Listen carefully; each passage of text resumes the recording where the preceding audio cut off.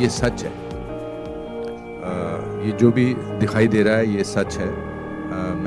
मेरा personal experience जो मेरे बिल्कुल इमीडिएट फैमिली में हुआ, वो मैं हमेशा बोलता हूँ कि मेरे जो मामा थे, मेरी मदर के छोटे भाई, मेरी माँ बार बार इसका जिक्र करती है, उन्होंने अपनी पूरी ज़िंदगी पैसे जोड़ जोड़ के, वो ओवरसियर थे वहाँ पर, और ओवरसियर को क्या बोलते हैं नॉर्मली, ओवरसियर ही बोलते हैं, हाँ। तो because overseer is a very typical small town word.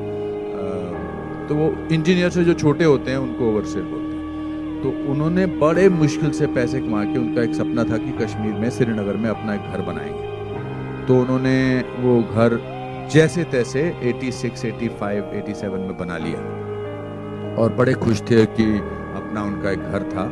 और जैसे ही उन्होंने घर बनाया, उसके कुछ 6-7 महीने बाद ये थ्रेट्स आनी शुरू हो गई कि आप निकलो यहाँ से। एंड फिर ऐसी थ्रेट्स आई कि भाई हमने आपके पड़ोसी को मार दिया है, उसकी लाश वहाँ पड़ी है, अब अगर आप अगले कुछ दिनों में नहीं छोड़ेंगे तो हम फिर आपकी लाश किसी और के घर पर होगी। सो एक रात को एक फिएट गाड़ी में जितना सामान वो डाल सकते थे, जिंदगी भर की पूंजी, एक फिएट गाड़ी में, 4 उनके खुद के अपने सदस्य थे, बेटा, बेटी, उनकी बीवी, और वो वहाँ से निकल गए और दिल्ली में जाकर कहीं वो सेटल हो गए। और उनका सदमा उनको इतना गहरा पड़ा कि he died after couple of years और 3 years।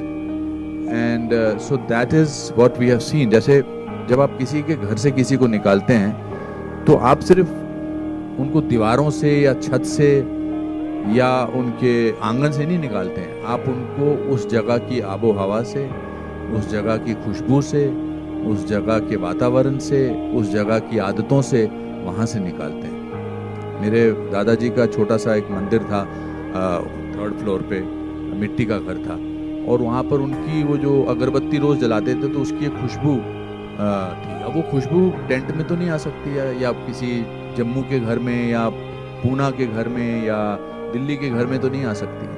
हम होटल में, 5 स्टार होटल में रहते हैं बहुत बहुत दिनों तक, लगता है यार अभी घर जाके अपने बिस्तर पे सोना है। हम अमेरिका जाते हैं या कहीं और जाते हैं, हम कहते हैं चलो यार इंडियन खाना खाते हैं। So I think from that point of view, my mother when she saw this film, she didn't speak to anybody for 2 days।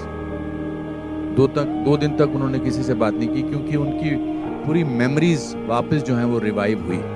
और उन्होंने कहा क्यों दिखाई तूने मेरे को ये फिल्म, मेरी सारी मेमोरीज वापस आ गई हैं। या आर्टिकल 370 जब एब्रोगेट हुआ, क्या हम वापस जा सकेंगे, मेरा बड़ा दिल है वापस जाने का।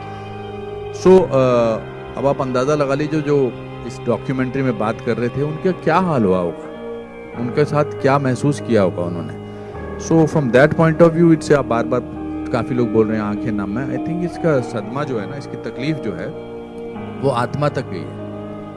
कश्मीर में आज आप जाओ, मुझे याद है जब बचपन में मैं जाता था तो निशाद गार्डन जाते थे, शालीमार जाते थे, पिकनिक पे जाते थे, खीर भवानी टेम्पल जाते थे, वहाँ की नदियों में घूमते थे, हंदवारा, सोपोर, ये सब जगहें हैं वहाँ की। अब कश्मीर की आत्मा जो है वो घायल है। अब वहाँ बार्ब्ड वायर्स नज़र आती हैं, सुनसान इलाका है, कुछ अजीब सा वातावरण है। So this film will not only revive those memories for millions of people, पर शायद कुछ लोगों के घाव भी भरेंगे। And we are all guilty of not talking about it for 32 years।